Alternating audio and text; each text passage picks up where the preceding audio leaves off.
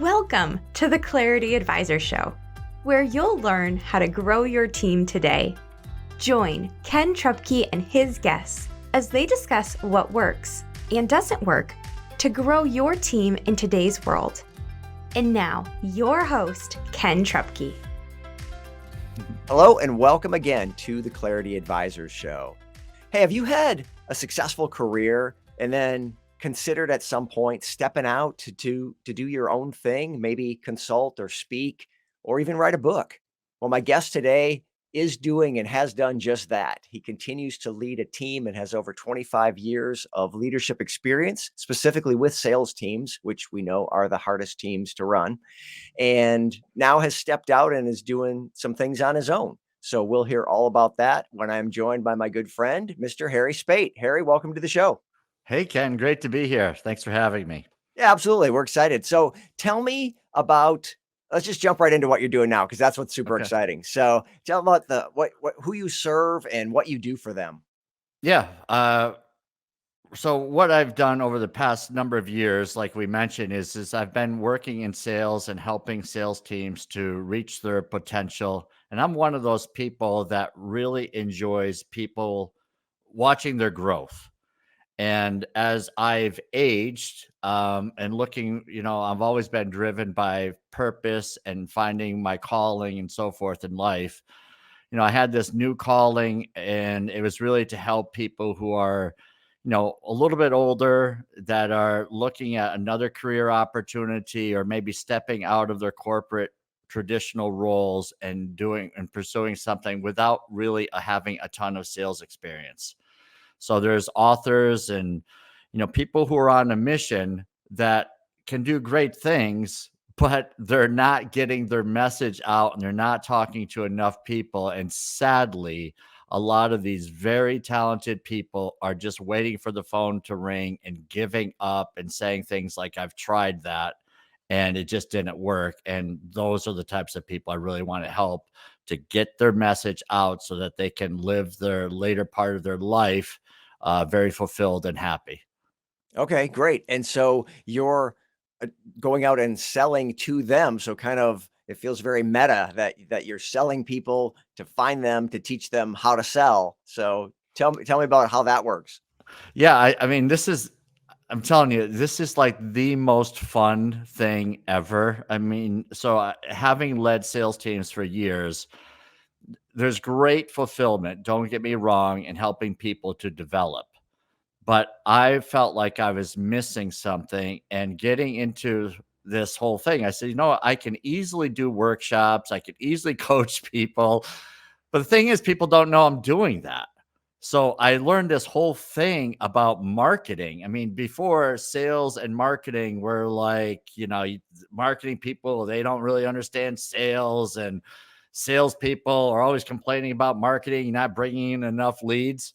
Well, when I became my own the CMO for my own company, so to speak, I went, wow, this is a whole new experience. And so I have completely embraced it. I love it. And, having the sales experience, I know that marketing is one to many and sales is that one to one, where you got to have the conversations just like you and I are doing right now. If you don't have the conversations, you can do this one to many thing all day long and hope the phone will ring or that an email will come in. But I like to control my own destiny. And so I'm having a blast doing that. Yeah, I saw that you just posted the other day on LinkedIn something to the effect of like sales. You can think of it as it's this really painful uphill climb, or you can think of it as we're just having conversations with people. And I thought that was great. Yeah, exactly. And, so many people people who don't have sales experience are so intimidated by sales. Number one, they think that they're not cut out for it. They're not natural salespeople and things like that. And then you've got others who are just, they're so excited about their product and their service or whatever they're selling that they just don't stop talking. And so you've heard people say things like, well, I'm just passionate about what I do. It's like, well, not everyone wants to hear how passionate you are about what you do. They're more passionate about what they do, and we want to bring that out in sales, and that's where the conversations come in. Okay, good stuff. So let's take us back a little bit then and talk about your career in sales. You've, like I said, led teams for a couple decades now. Talk about how you got started in sales and some of the things you've learned along the way. Yeah, I have a unique background. I think I used to be a missionary before I got into sales. So I was selling something a little bit differently, right? And there was no quota. It was just, spreading the message, so to speak. And my wife and I lived in the Dominican Republic for a couple of years. And as we were winding down our experience, I thought that I could be, as a communicator, I could go out and get a job selling. Of course, my resume was ridiculous, right? I was a missionary and I had a janitorial business. So finding someone that would hire me based on those skill sets was a bit of a challenge. But finally, someone took a risk and I got into the office technology space.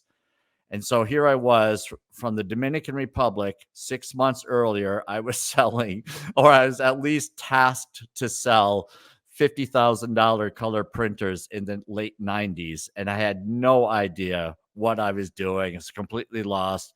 But one thing I could do was serve people. And I built up a great referral base with the sales team because, again, that was where my communication skills came in. And then I realized that my passion, just like it was in the mission, was about helping people. And I remember talking to my boss. I said, I have more excitement. As good as I was doing in sales, and I was doing pretty well, I said, my real passion is working the room, is helping these people around me to be better. And that's what I went on that journey. I mean, I got an opportunity and I had some failings, like everything is the learning experience and you do things the wrong ways for a while. But, I developed a nice career and I became a VP of sales for a publicly held company in Washington, D.C. that, Fortune 500 company that, a few years earlier, I was living in the tropics, in a where we didn't have running water 24 hours a day and didn't have electricity 24 hours a day. And so to see that change and where I fit in, what I was doing, it was just remarkable, a remarkable experience for me. Wow. So you went what was the actual timeline there? So you leave the Dominican, you come into sales as a salesperson, and Yep. then it sounds like you get an opportunity to lead a team. What was the timeline to get to the leadership role? It was 5 years, Okay. really. So it wasn't like it was overnight. But then, yeah. So let's just leave it at that. I'll stop talking. No, that's great. It's just that seems relatively fast. I mean, to go from a sales role to a sales leadership role. So what changed when you went from a team member to the team leader? Well, like anyone, when you take a top performing salesperson, which I was, and you put them in leadership without any training, it was so all of it was I pulled from what I saw other people do, and you take the bits and pieces what I liked from someone, what I didn't like from someone else. But I was really honestly lost in managing quotas. I mean, I looked at sales leadership as me helping and coaching people to be better, Ken. And what I got was, you got to help people hit their number. And, if they're not hitting their number, you're going to have to get rid of them and get someone else. And there's a lot of moving parts. And I went, wow, am I in over my head on this? And for a while, I did okay. And then I struggled. And then I got pushed down, right? They took part of my team away and say, maybe with a smaller group, you can be better. So I went from managing a team of 8 or 10 to a team of 4 where I could sell and manage. And there I prospered. And then I kind of got my bearings. And then I started managing a team again of, 8 to 10 people. But I can tell you, there was a period of time where I had one, as a new manager onto another new team, because I went from one team to taking over for another team. Everyone left except for one person in a period of 2 or 3 months. And here I was, a manager of one, and I was in Washington, D.C., which is a huge market. And, I had to, pick up the ball and run with it, so to speak. And I did, but it just took a little bit. But then things just started to fall in place and good things happened. Good deal. So a couple things on that. So one, you said those people left within a couple months. Do you looking back now, was that because of you, or was that maybe in spite of you? They were going to leave anyway. There was just dissatisfaction. They didn't like all the chaos of the turnover of leaders, or was it specifically something you did? And if so, what was that, or what were some of those things? Yeah, I'd like to think it wasn't me, Ken, but I look in the mirror constantly and I said, "Was it me? Is this me?" It's like, why is my boss at the time, who was the VP of sales, said, "Look, don't worry, they were on their way out." When the previous manager left, it was like, "Yeah, he's out of here. I'm leaving." That's kind of the way it was. And so I got in, and people, they're already mentally checked out, and they just weren't working. So I said, "Look, you can't just sit around and do nothing. We're in sales. We have to make stuff happen." And I was kind of getting, um, you know, putting a little pressure, but people needed to get out of the office. We were a B2B business, and this was well, it was after 2001. It was like 2006, 2007, that time frame. But it was around the holidays, the end of the year. They were decimated that their previous manager left. And it's just like, look, I can't babysit. We got to make stuff happen. And so they left on their own. I didn't really have to let go of anybody except for one person Okay, right before Christmas.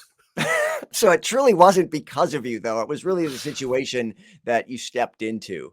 So I've got a follow-up question. I want to understand more about how you personally learned to kind of turn around your style and what you learned to grow. Because as you said, you parachuted in with no training, figuring it out on the fly. So we'll dive into that on the other side of the break. Thanks for Okay. joining us. We'll be right back on the Clarity Advisor Show. Is your business where you want it to be or on track to get there? Clarity Advisors helps business leaders improve communication and get your team aligned and engaged for greater success. We specialize in helping you streamline your sales and operating systems to improve efficiency and grow your profits. Call or text Ken at 616-822-2998 to have a complimentary 12-minute call to see what some clarity could do for you. Okay, we're back on the Clarity Advisor Show. We're joined today with my friend Harry Spaight, and we were talking about before the break how your team abandoned you as you came into your new role. And I'm curious, we've determined that it wasn't because of you, but you've also said you weren't doing a great job and you didn't necessarily know how to manage a team, and you were a high performing single person, but you weren't necessarily a high performing leader. So what changed? Where did you get training? Was it just all on the job? Did you find some books or seminars, or what did you do to grow you to become a great leader? Yeah. I mean, so I've got to step back. I remember a sales rep who was not on my team came into the office where I was in DC because she had some accounts that she was working. And I was all stressed. When you when you're given this huge opportunity and you've got one person pretty much left on the team. She said to me, she said, "Harry, I liked you way more when you were a sales rep than the way you are now." And that just cut me. So I realized then that I was not who I was. I was turning into, I was wearing the stress. And that's not a comfortable place for me. And it's not a comfortable place for anyone around me. So I did some soul searching, and I started listening to books on tape, CDs on, just mindset, leadership, and so forth. And, one thing that really, I think helped me so much in my career is I went to a Mary Kay conference with my wife. And I'm telling you, I learned so much about patting people on the back, the support, the emotional support, just being a person that is cheering people on. And I really became a cheerleader for my team. So I went from just do your job, sort of like a Bill Belichick type person, to come on, guys, let's go. We're going to have some fun. Let's make it happen. We make it happen. Right. And I used to do chants. I came up with a chant, CHANT. I came up with a chant for the team, and we would sing it. And I'm telling you, the whole team bought into it. We would wear the same color shirts for our company meetings, and we built this incredible camaraderie that I will never forget. And I had such an eclectic group of people, and it was just a total blast. So the Mary Kay experience, if you guys have not ever met any of these people, they are special, and it definitely changed my whole leadership style. Oh, that's so good. And I'm right there with you. I've had some experience with multi-level marketing, and I know folks in those spaces. And one thing MLM does a great job of is getting into the mindset, because when you've got that volunteer army that's going to go out and talk to friends and family, typically you've got to have your head right, and you've got to believe what you're doing is helpful. And they spend a lot of time in all those different organizations working on your mindset, and those are sales organizations. That's all that is. Whatever multi-level marketing program you're with, it's a sales role, and you're getting rewarded because you're selling products or services.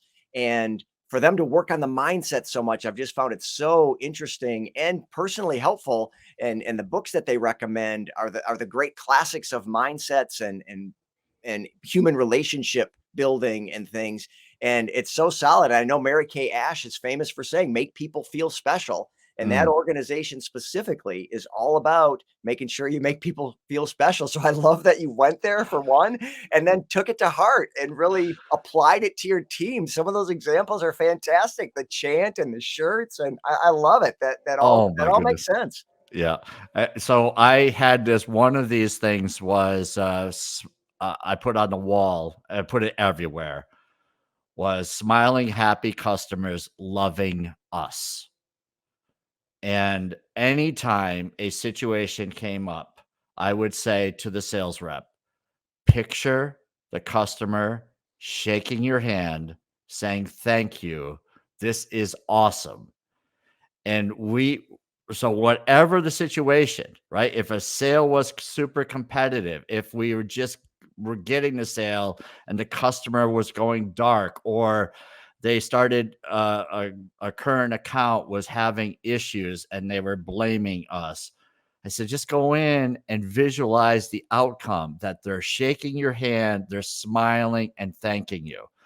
And I remember one time we were selling this stuff that was not great. I mean, I'm not going to mention the manufacturer. They've come around a long ways, but what they were selling at that time was not great.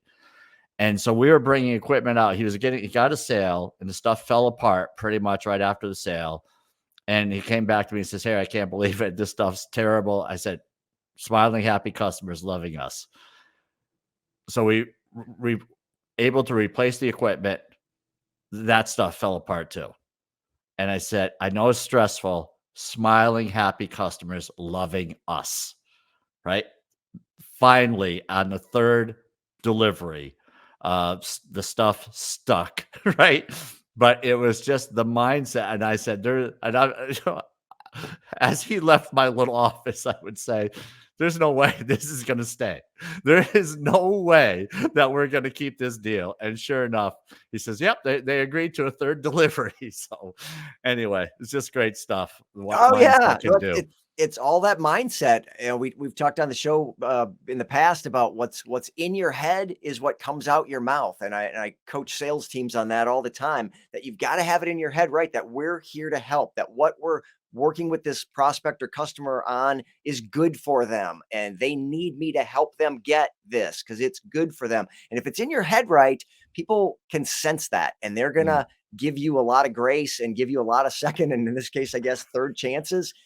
And if it's not in your head, if it's just like, I need to make a commission and I need to close this deal and well, they're going to sense that too. And it's not going to go as well. So yeah, the fact Right. that you kept reiterating to your team and specifically that salesperson that, you know, happy customers loving us and we're delivering for them and this is good for them. Yeah, that gets in your head and it's going to come out and the customer's going to sense it. And it doesn't surprise me that that worked out, but that is a great story.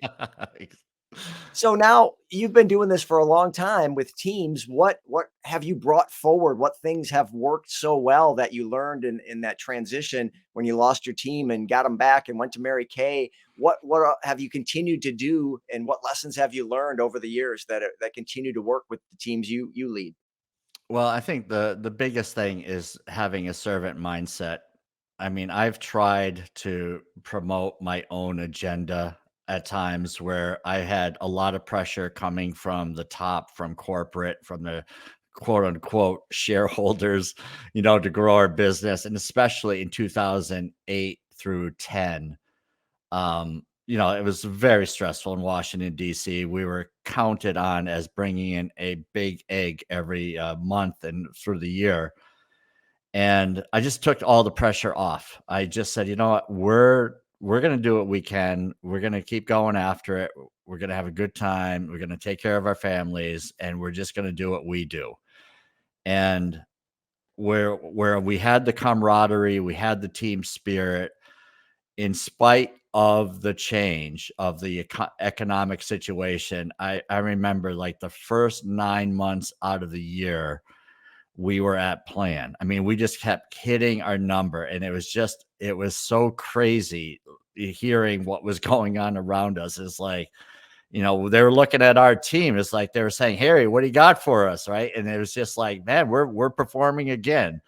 And, we had the ups and downs, but what really helped me to help was it was all about the team, right? It wasn't about my agenda. It was supporting them.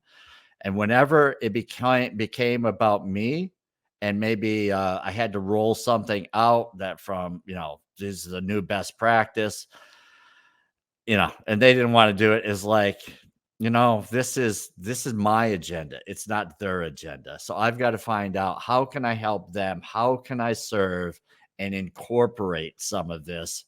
And, so that worked really great. But eventually I couldn't fight it anymore. It got to a point where I just said, we're going to have to part as friends, because I can't do what you're asking. Right. I can't stop treating my people the way I want to treat them and turn into this, super, in my opinion, a very micromanagement style of looking at spreadsheets and asking people in the middle of the day about their activity. It's just like, these are grown adults, and I just could not do that to them.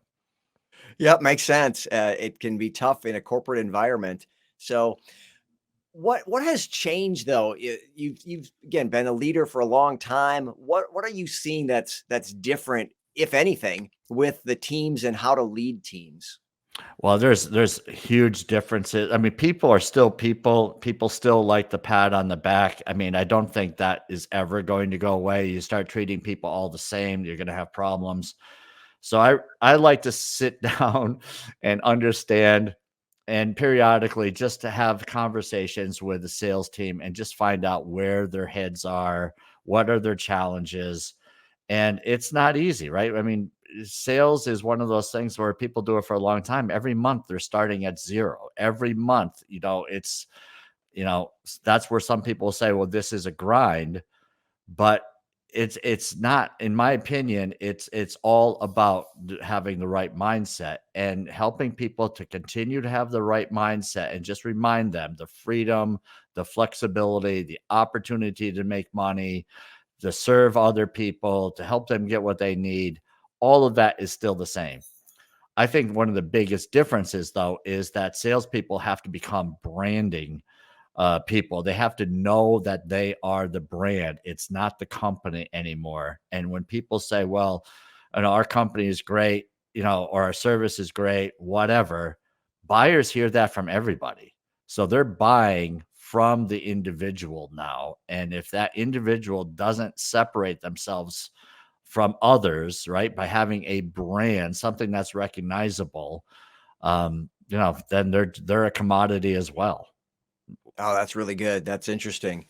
And I think right on point. So I see behind you there, it looks like the book you wrote, Selling with Dignity. Tell me about that. How did it come to fruition, and what prompted you to write a book? And tell me a little bit about that process. Well, I'm a mindset guy already. So in the end of 2020, I was heavily looking into Think and Grow Rich and just doing a lot of meditation and just, the whole thing with COVID had, I'm a people person and being shut in to some degree was not my style. So I just made the best of it. And then after I did that, I remember on a January 2nd of 2021, this thought came across that said, write the book. And so started writing a book. I mean, it's just still one of those weird moments. And I had thought about this years earlier, and what I would think, well, I'm not good enough, I'm not smart enough to write a book and so forth, but it just all came together, and I'm sorry for choking up here, but yeah, that was one of those special moments in life, and so the book was written in a period of 9 months, and it just took me on a whole new journey. Yeah, oh, that's fantastic. And so is that book and the subject matter in that book, is that like the direction that you've taken now, you're speaking and you're coaching? Yeah, it's all about where I got my skills is clearly from the mission field. So the selling with dignity is all about selling coming from a place of serving. I liken it to a person that goes to a fine dining restaurant. The server is there serving, providing a great experience, and they're still selling, right? They're asking about specials, they're asking about desserts, they're asking about, would you like a cocktail or a bottle of wine? All of that is selling, but the client doesn't even recognize that they're being sold, so to speak. They're just buying. And to me, that's the way sales should be. It should not be this, put pressure on people, make them feel guilty, get ugly, be someone other than who you really are. It can be a very natural, honorable thing, the way we treat people and sell successfully.